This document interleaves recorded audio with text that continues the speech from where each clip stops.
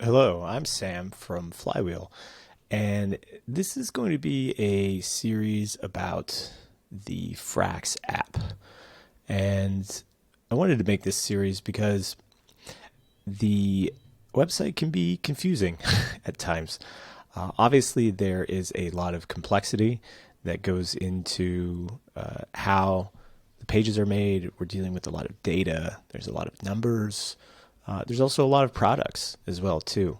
So in this series of videos, or maybe just one video, we'll see how the editing gets done. So don't quote me there. In this series, we're going to start going through each and every single page, and I'm going to describe everything that's here so that you can have a better understanding of what you're looking at and actually how to use the Frax page. So let's start. Right here, we are on the dashboard. The dashboard is the first thing that you will see once you log into the Frax site and access the app. And the dashboard has a number of charts that show the health and distribution and just, I guess, overall health and data for the for Frax and all of its core products. So to start here, let's start with Frax. So this is a chart of the price of Frax. Thankfully, this chart has been fixed over the past few years. It used to go all the way down to $0 and then all the way up to $2, and it was very hard to see these little changes. But here we can see the price of Frax going back pretty much all the way to its beginnings, right? Like, obviously, it was a bit more volatile, maybe going down to 99 cents or up to 101 cents, maybe 102 cents back right when it was launched. But since then, it's been very tight. And it's not really gone under the peg or outside of $1 in a long, long time. I think a more interesting chart would be the supply chart. So this is the supply chart for Frax over its entire existence. And we can see that it topped out at 2.903 billion around like March 8th. Oh, wait, I think I saw 5 there. Yeah, 6. So March 14th. Topped out at 2.906 billion. Nice. And then today we are at 1.04.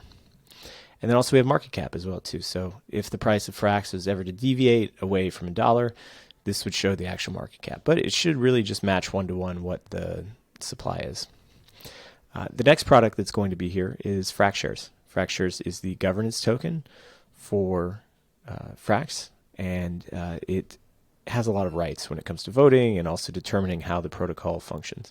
It also receives all of the excess profits that are earned from Frax conducting its AMOs. And we'll get there later. So right now we have Frax. You can see the price. It's taken from Chainlink. Circulating supply, which is 74.46 million. And then a circulating market cap of 688 million. I'm sorry, this is like small. Let me see if I can like make this a little bit bigger. There we go. Okay, that's bigger. A little tighter, but we'll make it bigger. So there's a couple of different options here. You can see the price, circulating supply, which we talked about before, circulating market cap. So it's a chart of these two numbers here. Supply, which is the total supply, and then additionally market cap. So it's a lot of different variations, right? So circulating supply is how many actual tokens are liquid and in the market. Circulating market cap would be the market cap of those tokens based on the price. The supply is like the total supply, so there should really just be, it should be fixed and it should never really change. This was due to some like FXS burning, but that's returned.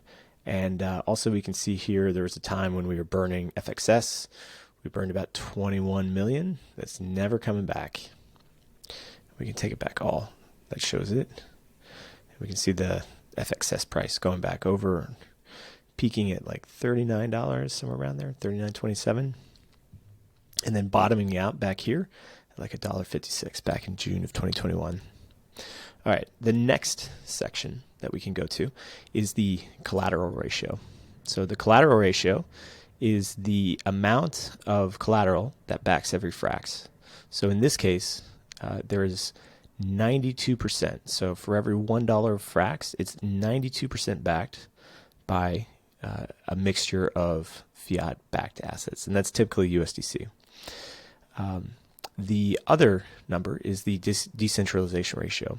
Decentralization ratio is the percentage of the total supply of Frax that does not derive its value from the sort of like centralized coins. So this is USDC, WBTC, anything with a custodian, right? Where that custodian could freeze those assets. So here we can see the collateral ratio. This is an all version. Total value. This should match the supply pretty much. And then the decentralization ratio as it's changed. This was just something added back in October of 2021. And it went down for a long time and then it snapped back up. So the next chart is going to be the Frax distribution chart. And this shows where all the Frax is. So this shows that there's a bunch of different AMOs. There's the curve AMO, the investor AMO. So essentially this is Frax distribution shows where all of the collateral that's taken in. So like when you swap the USDC for Frax, right? It shows where all that collateral is gone. So of course there's the algorithmic part, which is unbacked Frax that is set by the market. But then additionally, there's several AMOs, with the largest being the curve AMO, and then the investor AMO, and then lending, liquidity, and then pool. And they all do different things, and you can read about them in the docs. The great thing is that we have a percent of algorithmic, 92, just like over here for the collateral ratio. But then inside that, you can see the total value, or how it breaks down all the way down. You can see where all those collateral assets are distributed out to. Okay, so the next is going to be FPI. FPI is the Frax Price Index. The Frax Price Index is an inflation-pegged stablecoin issued by Frax in 2022, in April 2022, and it will track the CPI number. If inflation goes up, it will go up. If inflation goes down, then it will go down. Right now, the peg price is 1.0707. This is the actual price that it's trying to peg at, not the spot price of what it is right now, because they can diverge a little bit. It talks about the supply and market cap, and we can see this here, where the supply has been capped. We haven't really been able to really make new FPI in a few months, and that means that the market cap should just be pretty much flat as well too. All right, so the next one is going to be FPIS. FPIS is the governance token for FPI. This is similar to the Frax share chart up above, where the price is shown, the circulating supply is shown, and the circulating market cap is shown as well too. Now you can see that the circulating supply has gone up. Let's go back to all. Okay, so it's been increasing ever since the release of the veFPIS, and we can see the circulating market cap. Circulating market cap is about 40 million right now, and the overall market cap, when you take in fully diluted value, is about 245 million. So this is a nice way to visualize what's going on with FPIS. The next one of my favorite ones, is going to be the veFXS chart. And this one has two options. So the first one is line charts and then lock breakdown. We'll start with line charts. So for the veFX drop down here, we have a couple of different options. veFXS is made when you 4-year lock veFXS is created when you take your Frax shares and then you deposit them into the Frax shares contract. Now you can do that up to 4 years, and then based on how long you lock, you put in Frax shares and you get back veFXS. And the veFXS is completely dependent on the amount of time that you stake. You can get a maximum 4x bonus. So if you're continually locking at 4x, you'll have that 4x supply. So you can see here that the chart is always kind of like trending down a little bit, and that's because that if you just leave your positions, it'll go down over time, and it'll continue back to a 1x boost at the end of those 4 years. So Frax shares locked, we've kind of hit a peak where about 41 of that $74 million Frax shares is locked in the contract. And if we look at the other thing, average lock time. This is always interesting to see as well too, where it's been about 2 years, I think, for average lock time. Some people don't want to lock that long, and we can look at the APRs as well too. They started at about 450, and then they've declined to about like 1.4 as the entire supply has been allocated into it. But that's pretty good for a single-sided staking, dependent fully on the protocol revenues. Now we also have veFPIS, also very. Oh, actually, you know what? Before we go there, let's take a look at the lock breakdown.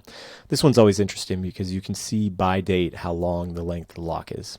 So you can see that there's 6 million unlocked, and there's 13 million Frax shares, which still have 3 to 4 years left. This probably is a large part in convex. And the same thing here. You're going to see the same thing with the veFPIS supply. We can see the amount of FPIS locked and how it's moving up. Also the percentage of circulating supply as well too. Total FPIS is about 6.94% at the moment. Average lock time is about 2.15 years. And the APR. So the APR has started at 420. Yeah, that's funny. 420 and is declining to where it is at 110 right now. This one also has a lock breakdown where you can see where people are locked. I'm in this last category, 4-year locked, having just done it a couple of days ago.